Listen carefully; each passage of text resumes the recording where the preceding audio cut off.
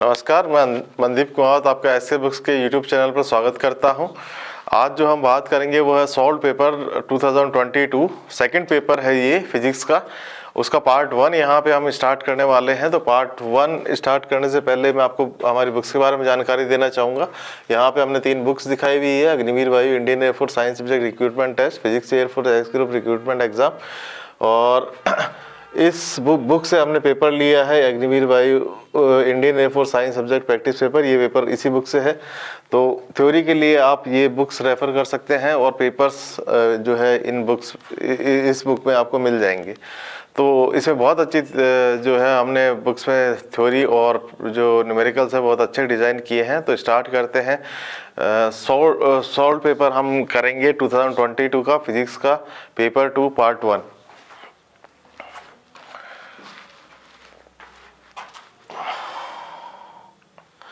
तो देखिए यहाँ पे सबसे पहला क्वेश्चन जो आता है वो ये आता है कि which one is not the unit of work. Work की यूनिट कौन सी नहीं होती है। तो देखिए जूल जो होती है ये ऐसा यूनिट होती है, अर्ग जो होती है ये सीजीएस यूनिट होती है वर्क की, और ये जो न्यूटन मीटर है ये बेसिकली यहाँ से आता है कि डब्ल्यू जो होता है ये वर्क जो होता है ये फोर्स इंटू डिस्प्लेसमेंट होता है। तो फोर्स तो होता है न्यूटन में और एस जो होता है ये मीटर में होता है। तो यहाँ से आ गया newton metre.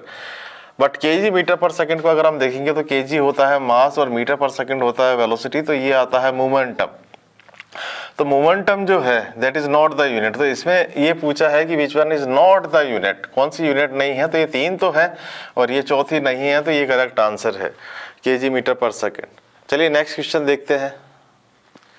If the speed of a car increases by 2 metre पर second in 2 seconds, what is the average acceleration of the car? तो ये बड़ा सिंपल क्वेश्चन है। जो एक्सेलरेशन होता है ये होता है delta we divided by delta T. यहाँ पे जो डेल्टा वी दे रखा है, जो यहाँ पे डेल्टा वी है वो 2 है और जो टाइम है वो भी 2 है। तो यहाँ से आ जाएगा 1 मीटर पर सेकंड स्क्वायर। तो यहाँ से 1 मीटर पर सेकंड स्क्वायर यहाँ से करेक्ट आंसर निकल के आता है। आगे देखते हैं। If a force F equal to I plus 2J plus 3K Newton displaces a body given by displacement vector S is equal to 2I plus J plus K meter, what is the work done by the force? तो देखिए work done जो होता है, ये जो work done होता है ये होता है फोर्स डॉट डिस्प्लेसमेंट। तो यहाँ पे फोर्स जो है that is equal to I plus 2J plus 3K, और यहाँ पे अब हम जो डॉट करेंगे वो करेंगे 2I plus J plus K के साथ। तो देखिए यहाँ पे एक्चुअल जो है ये तो इस तरीके से होगा, जैसे मैंने जो वेक्टर की क्लासेस ली थी उसमें आपको बताया था कि एक्चुअल जो होता है ये तो इस तरीके से होगा कि हर एक क्वांटिटी जो है दूसरी क्वांटिटी के साथ जैसे हम और ब्रैकेट्स खोलते हैं वैसे ही खुलेगी। बट यहाँ पे क्या है,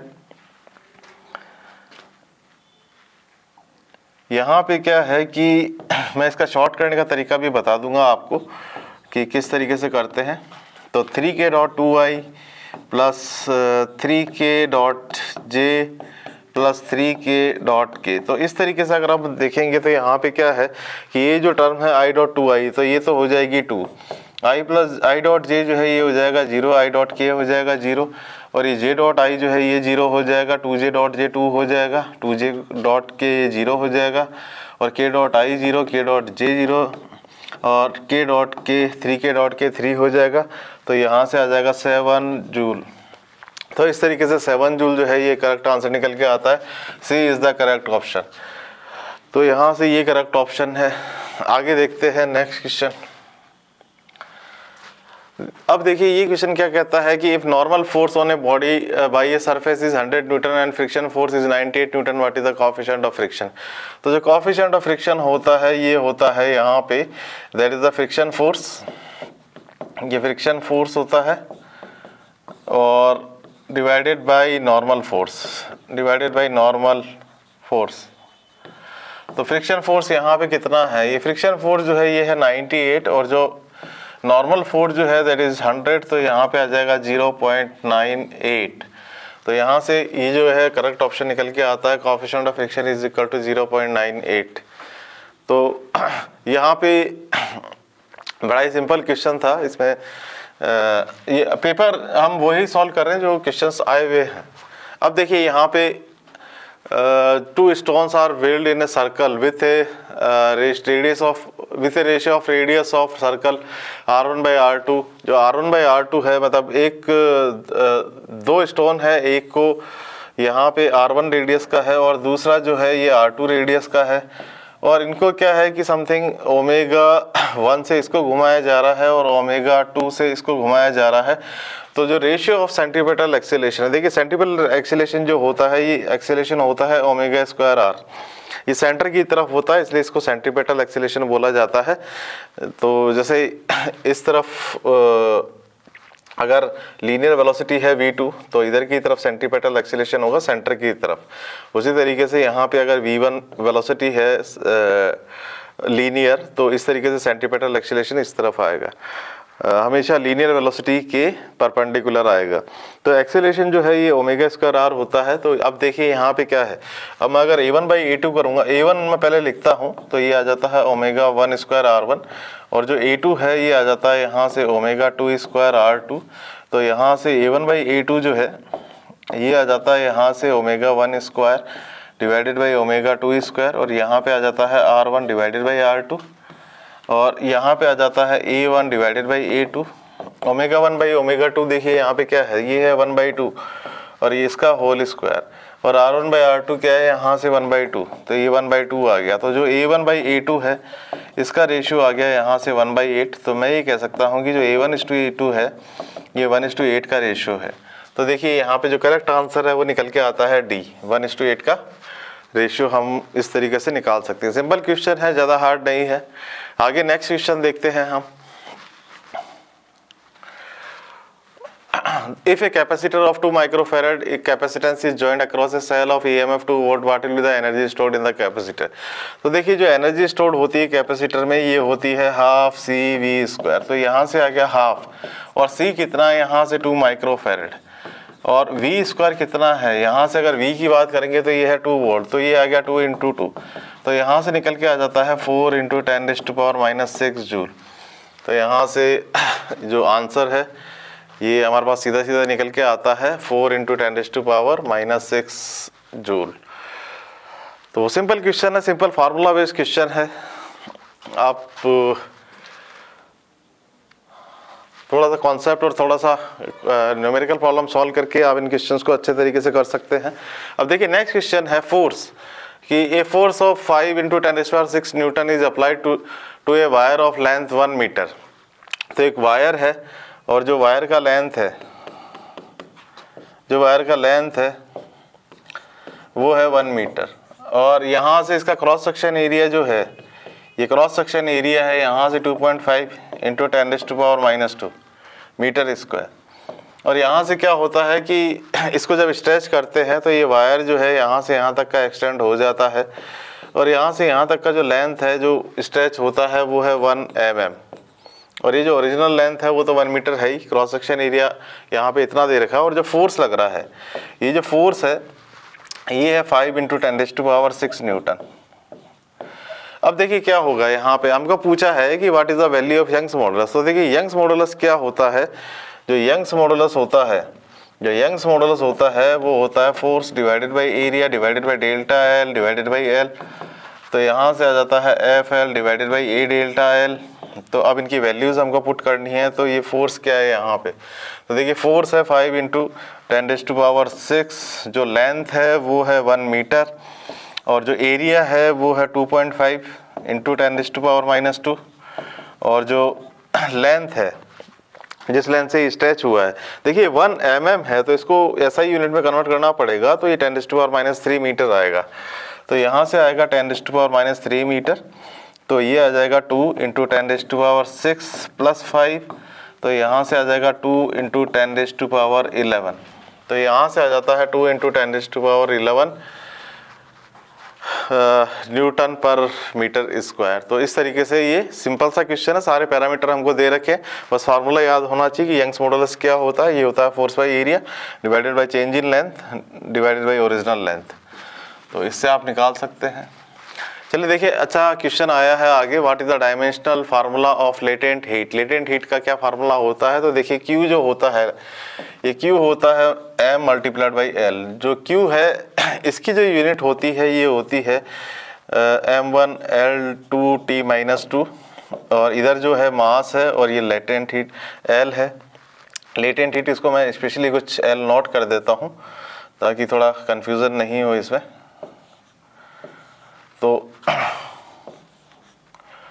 देखिए, ये मैं यहाँ पे बताना चाहूँगा, ये स्पेशली फार्मूला मैं एक बार आपको बता देता हूँ क्या है। ये हीट गिवन होती है, और हीट गिवन जो होती है, मान लीजिए आइस को आप हीट कर रहे हैं 0 डिग्री सेंटीग्रेड पे, तो वो 0 डिग्री सेंटीग्रेड पे वाटर में कन्वर्ट होगी। तो जो हीट है वो heat given that is equal to mass multiplied by latent heat. ये लेटेंट हीट है, तो ये लेटेंट हीट ऑफ फ्यूजन भी हो सकती है, लेटेंट हीट ऑफ वेपराइजेशन भी हो सकती है। जब वाटर को 100 डिग्री सेंटीग्रेड पे हीट करेंगे तो लेटेंट हीट ऑफ वेपराइजेशन होगी। तो ये इसका फार्मूला होता है Q is equal to M multiplied by L nought. Q जो है हीट का फार्मूला हम जानते हैं, जो वर्क की यूनिट होती है वही वर्क या एनर्जी की जो यूनिट होती है वही हीट की यूनिट होती है। तो ये आ गया M1 L2 T-2। मास जो है ये M से कर दिया, और L नोट की डायमेंशन हमने ऐसी कैसी रहने दी। तो यहाँ से देखिए क्या आएगा, यहाँ से आएगा L2 T-2, और ये L नोट की यूनिट आएगी। तो ये L नोट की यूनिट है that is equal to L2 T-2।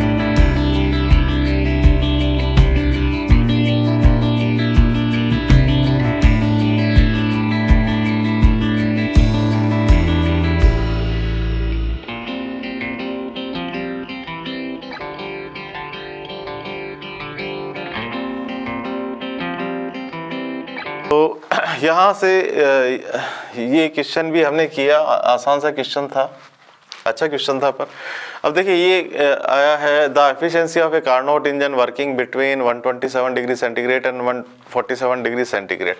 तो देखिए जो T हाई है that is equal to 127 degree centigrade. ये कितना होता है 273 प्लस 127। तो हम इसको सॉल्व करते हैं तो ये आ जाता है 400 K में आएगा, ये केल्विन में कन्वर्ट करना पड़ेगा। देखिए अब आपको ये ध्यान रखना पड़ेगा कि जो यूनिट है, ऐसा यूनिट जो होती है वो केल्विन होती है। तो हमको टेम्परेचर की जो ऐसा यूनिट है वो केल्विन होती है, तो केल्विन में ही हमको टेम्परेचर लेना पड़ेगा। उसी तरीके से T लो जो कार्नोट साइकिल में होता है, ये होता है 47 डिग्री सेंटीग्रेड। तो यहाँ से जब हम ऐड करेंगे 273 प्लस 47, तो ये आएगा 730, 7 4 11 12 और 320 K। अब देखिए कार्नोट साइकिल का मैं हल्का सा एक्सप्लेनेशन देता हूँ आपको। क्या है कि जैसे कार्नोट साइकिल में क्या है कि ये हाई टेम्परेचर का सोर्स होता है, और यहाँ से हीट ली जाती है, और ये वर्किंग सब्सटेंस वर्क करता है, और यहाँ से जो हीट होती है ये रिजेक्ट हो जाती है T लोअर टेम्परेचर पे। तो इसकी जो एफिशिएंसी दी जाती है ये दी जाती है 1 minus TL divided by TH। इस तरीके से एफिशिएंसी दी जाती है। तो यहाँ से जब हम बात करेंगे तो यहाँ पे क्या है 1 माइनस TL है 320, और जो TH है दैट इज़ 400। तो यहाँ से हो गया 80, और यहाँ पे आ गया 400। तो यहाँ से आ गया 1/5, 1/5 का मतलब हो गया 0.2, और 0.2 का मतलब होता है 20%। मतलब एफिशिएंसी जो है 0.2 है, इसका मतलब है 20%। परसेंटेज में निकालेंगे तो 20% आ जाएगा। तो इस तरीके से हम ये क्वेश्चन कर सकते हैं, और आगे देखते हैं हम किस तरीके का क्वेश्चन है। हाँ, अब ये भी एक अच्छा क्वेश्चन है। Delta U is equal to minus of delta W represents which process, कौन सी प्रोसेस इसमें पाई जाती है। Delta U is equal to minus of delta W isochoric में होती है, आइसोथर्मल में होती है, आइसोबारिक में होती है, एडियाबैटिक में होती है।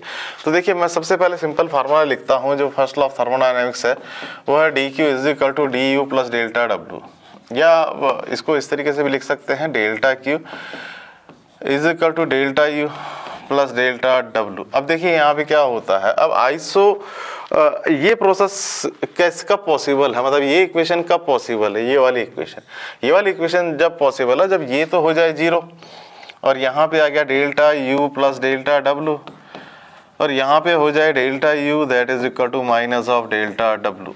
इस तरीके से ये प्रोसेस यहाँ पे हो जाए। तो ये किस प्रोसेस को रिप्रेजेंट करता है। अब ये डेल्टा Q देखिए जब 0 होता है तो ये प्रोसेस होती है एडियाबैटिक, ये एडियाबैटिक प्रोसेस होती है। तो एडियाबैटिक प्रोसेस में क्या होता है, हीट जो सिस्टम से एक्सचेंज होती है वो 0 होती है, तो that is called adiabatic process. ये एडियाबैटिक प्रोसेस होती है, इस केस में ये पॉसिबल है, तो डी इसका करेक्ट ऑप्शन है। आगे देखते हैं, the equation of a wave is given by y is equal to tan sine bracket में 20t माइनस ऑफ kx। तो what is the value of time period की वैल्यू क्या है। तो देखिए मैं इस इक्वेशन को पहले लिख रहा हूँ, y is equal to tan sine और ये है 20t माइनस ऑफ kx।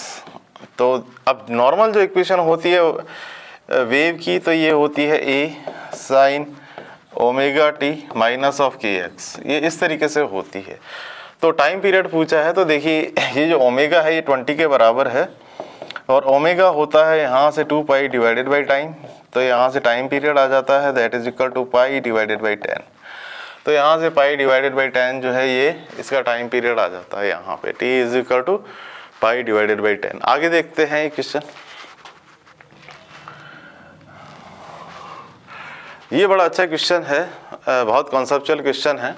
ये क्या कहता है, देखिए in simple harmonic motion what is the work done in A complete cycle. एक सिंपल हार्मोनिक मोशन में जो एक कंप्लीट साइकिल होता है उसमें कितना वर्क डन होता है, अगर k स्प्रिंग कांस्टेंट है और a जो है वो एम्पलीट्यूड है। तो देखिए मैं आपको यहाँ पे बताता हूँ, एक स्प्रिंग का हम सबसे सिंपल एग्जांपल लेते हैं कि मान लीजिए एक स्प्रिंग है और ये मीन पोजीशन है और ये मीन पोजीशन के अबाउट ऑसिलेट करती है। इसका जो एम्पलीट्यूड है ये a है और इधर भी ये एक ही a से जाती है।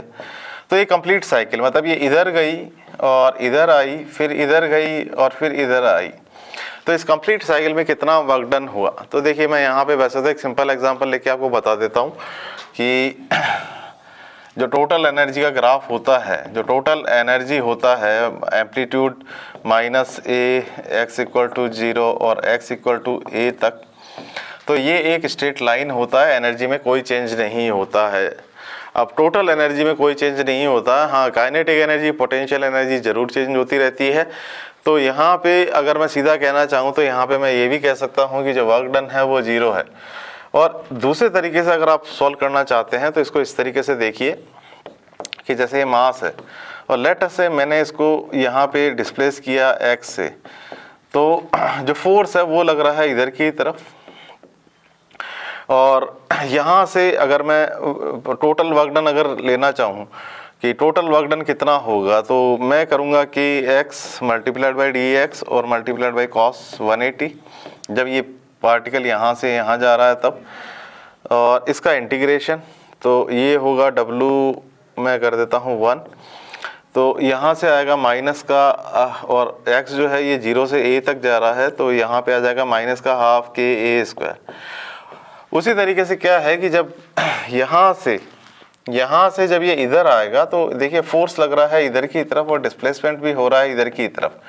यहाँ से हम देखेंगे तो dx जो है वो भी इधर की तरफ है, तो ये पॉजिटिव वर्क डन आ गया है यहाँ से हाफ के a स्क्वायर। उसी तरीके से अगले साइकिल में हाफ के a स्क्वायर और यहाँ से माइनस हाफ के a स्क्वायर इस साइड में, जब ये इस साइड में है तो तब भी ऐसा, तो टोटल आप देखिए टोटल भी वापस 0 आ जाएगा। तो आप किसी भी तरीके से कर लीजिए। वैसे तो सिंपल तो ये है कि टोटल एनर्जी का ग्राफ देखा भाई ये एनर्जी कांस्टेंट है, तो हम सीधा सीधा कह सकते हैं कि इसका जो आंसर है वो 0 है। तो यहाँ पे देखिए हमने पार्ट 1 सॉल्व किया है इस पेपर 2 का जो 2022 में आया था। तो हमने आपको पहले बुक्स बताई थी और हम दोबारा एक्सप्लेन करते हैं। ये बुक्स आपको ऑनलाइन भी अवेलेबल हैं और बुक शॉप पे भी आपको अवेलेबल हो जाएगी। तो ये तीनों बुक्स आप रेफ़र कर सकते हैं। तो अब हम जो है आज का वीडियो जो है यहीं पे ख़त्म करते हैं। मिलते हैं नेक्स्ट पार्ट में। धन्यवाद।